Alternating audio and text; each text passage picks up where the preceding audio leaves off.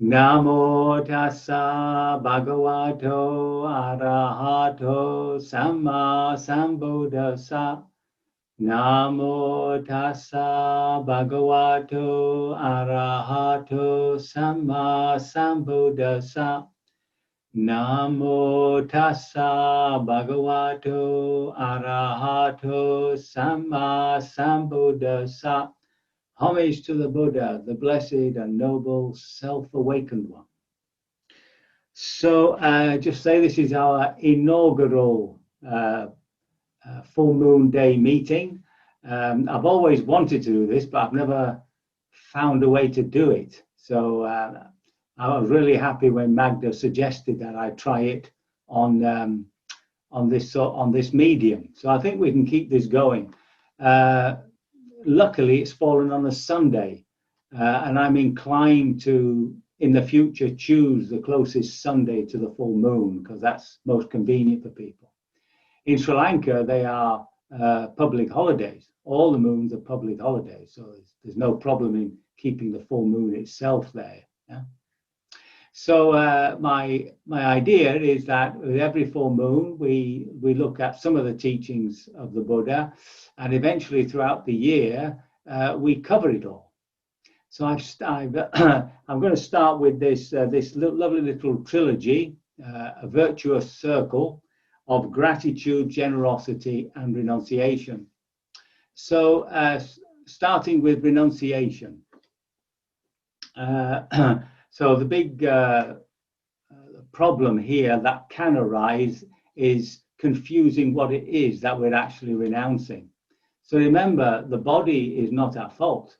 When the body has appetite, then it has appetite. And when you put something lovely, sweet on the tongue, it will taste lovely and sweet. That's never the problem, as you know. The problem is our relationship to it, which is wanting more.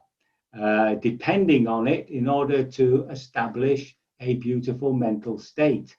Now, that's what we've really got to grasp. We use the sense bases, not because they are just lovely in themselves, but because they are a way of creating a lovely mental state. Hence, you might have a piece of toast in the evening just to raise your spirits. Now, the unfortunate thing of that, of course, is that you have dependency. And that dependency is what we call attachment. And so there's a suffering there. See, if there's no bread and there's no toast, well, it's misery, isn't it? So when we click onto that, we become much more sensitive to this draw towards what is pleasurable. And this renunciation is not to be confused with, well, the word they use is self-mortification. In other words, blaming the body for our mental states. So that's an important distinction to make. We're not trying to get rid of the pleasures and joys of life at all. And the Buddha himself did enjoy life. He enjoyed taste, but he didn't greed for it. That's what it says in the scriptures.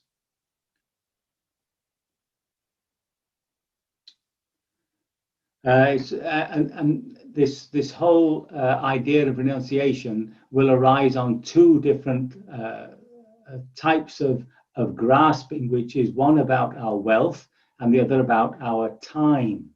So we can be greedy with our time, but not greedy with our wealth. So we can be generous with our wealth, but if somebody asks us to do something for them, we shy off it. And the other way around, we can be very happy giving time, but if somebody asks us for a bit of money, we're not inclined to give. So again, we have to look at that. And this trilogy, this little virtuous circle of gratitude, generosity, and renunciation, is not actually taught in the scriptures themselves as a way to liberation. This is more a commentary points it out. And this, of course, accords directly with our daily life. This is our daily life, in our daily work, in the way we are with people. So if we can generate that virtuous circle, it's actually drawing us towards liberation. So letting go of attachment, letting go of dependency is the path to liberation. So you might say that the whole of the path is one of renunciation. Yeah, because eventually you've got to renounce the sense of self. Right? That's the last thing to go. This little idea that somewhere within us we actually do believe ourselves to be this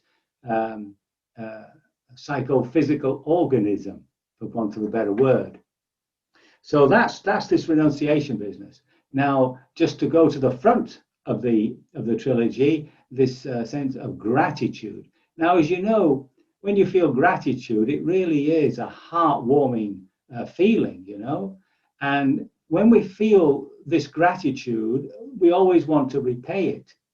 Now, if we spend some time just considering what we've received from our parents gave us our life, you know, our mothers.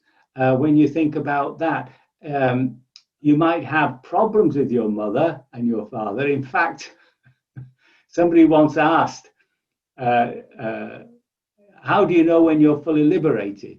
And they said, well, go and spend a week with your mother, and then you'll know.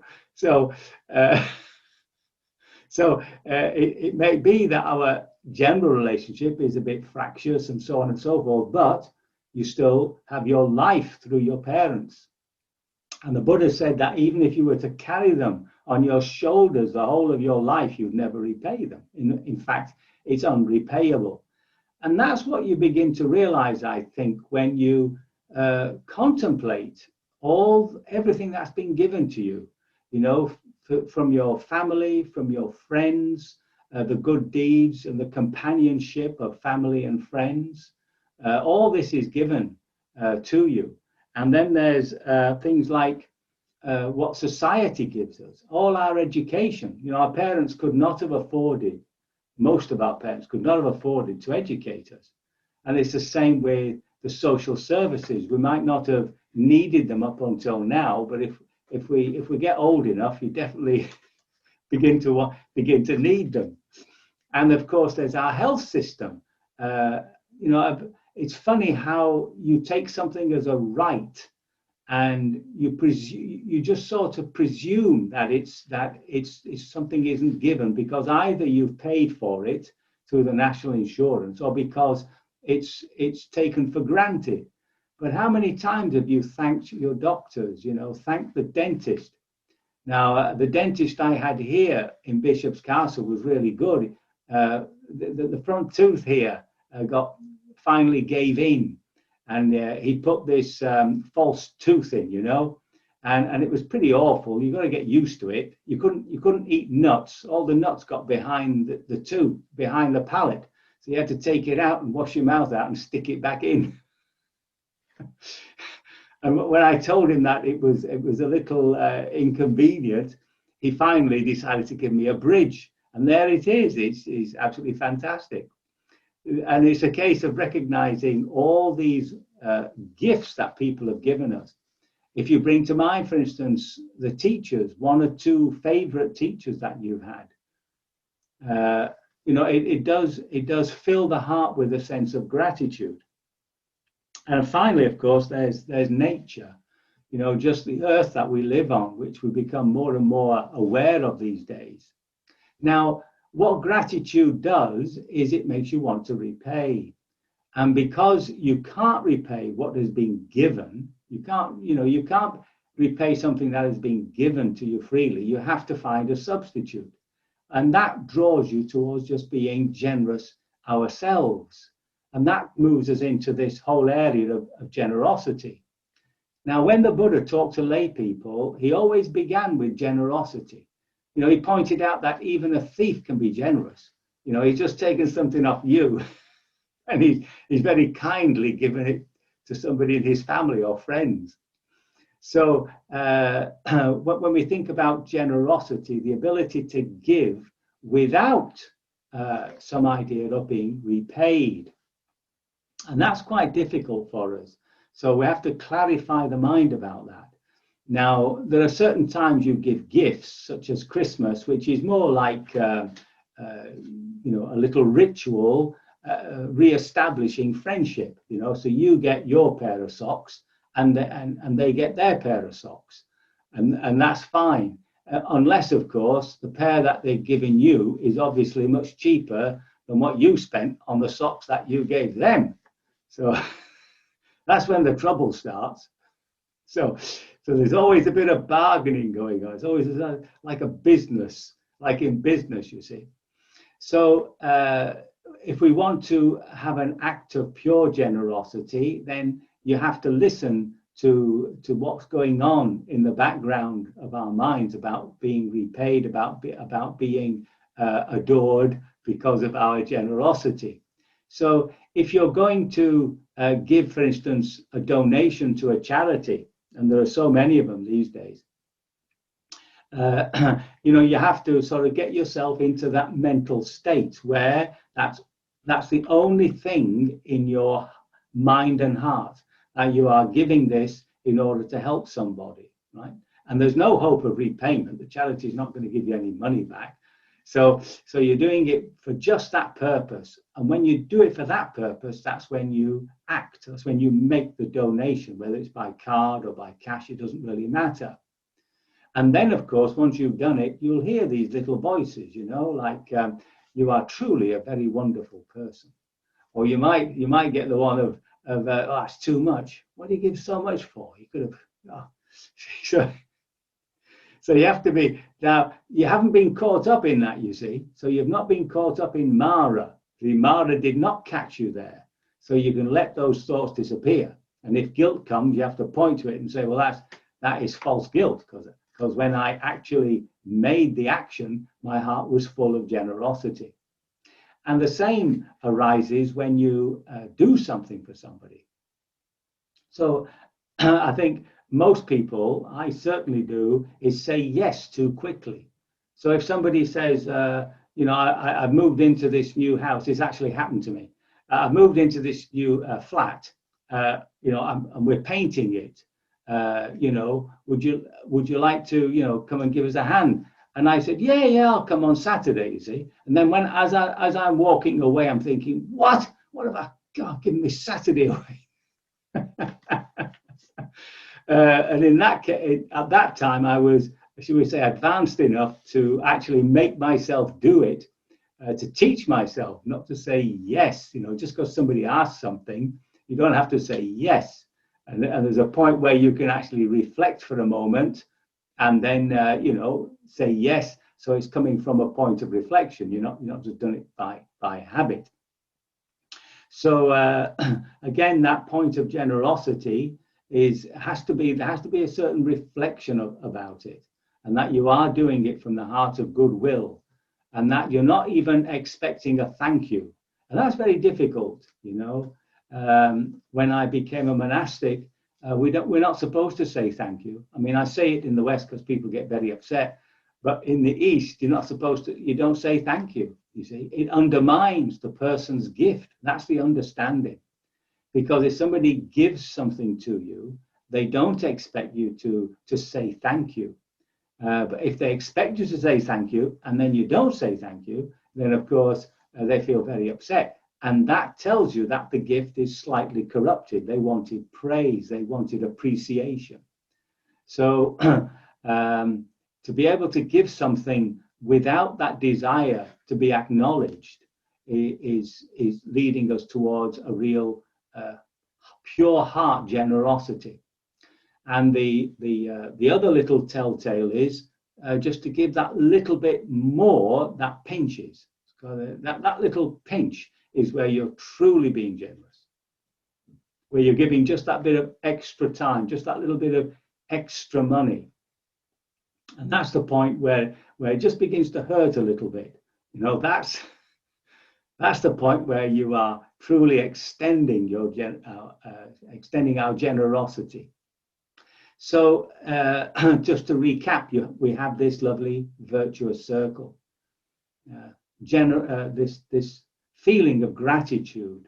And one exercise you can give yourself is just to say that tomorrow, everything, I will say thank you to everything. I'll say thank you to the door that opens. In Zen, of course, you always gassho when you enter a room. You're taught to thank everything. You have to gassho when you approach the table. You gassho to the chair. So this whole attitude of actually not presuming on anything, not thinking that we have a right to everything, but that everything is a gift. And if you go through the whole day like that, you'd be surprised how it lifts you. It really does lift you. And then once we've established more and more this sense of gratitude and the knowledge that you can't repay directly what people have given to you. There has to be, you have to find a way of expressing that gratitude through generosity. And when we are being generous, just to stop for a moment and to make sure that you're doing it for pure reasons. That's all. Right? And then to realize that when I've actually made an act of generosity with a pure heart, I've renounced something. I've let go of something I'm holding on to. And I'm actually practicing renunciation, right? Letting go of that grip on things.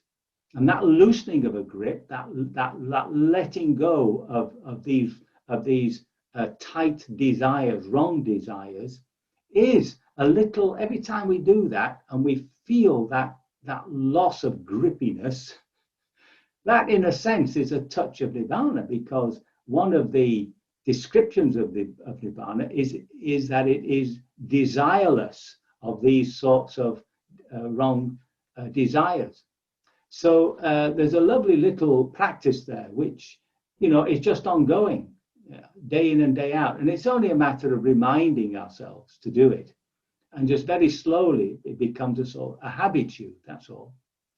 And really, that's what we're doing in our practice. We are just changing our habits, moving away from habits which cause ourselves suffering and aren't very pleasant for others, and moving towards habits which bring us happiness. So there is, the gift of the practice is a natural happiness in life. It's not Nibbana, it's just a natural happiness. And this happiness that we talk about is the internal environment, within ourselves. So this is a really powerful practice. And I try and remember to do it myself occasionally.